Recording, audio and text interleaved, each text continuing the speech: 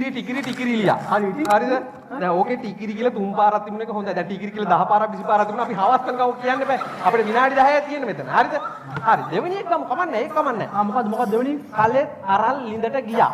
ඉතින් දැන් කාලේ කෙල්ලු ඉන්නවද සර්? කල අරන් ලිඳට යන්න පුළුවන්. හරි ඒක කමන්නේ.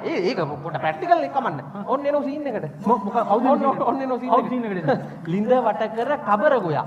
ඉතින් කබර ගෝයින්ට වෙන වැඩ නැද්ද සර්? ලින් වට කරන්නේ.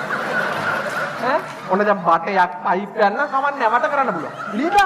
ලිඳ හරි ඒත් කමන්නේ කියමු. ඒත් කමන්නේ කියමු.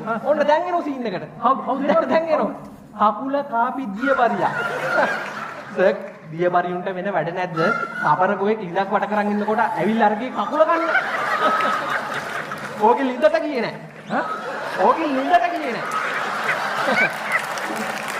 ඕකිස වෙලකට හරි ගොලකට හරි ගියා දියබරිය කෙලියා හැදුවා කවියා රහිත කබර ගෝයක් දාන්න.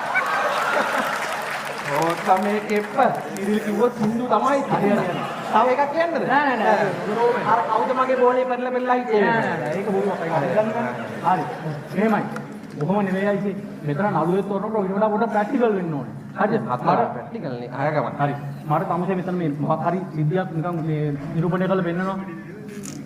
එයා පොඩි මම උදාහරණයක් කියන්න ඕන. දැන් හිතන්න සිරිලි හිතන්න. හැම වෙලේම මෙහෙම කර උදාහරණ කියන්න.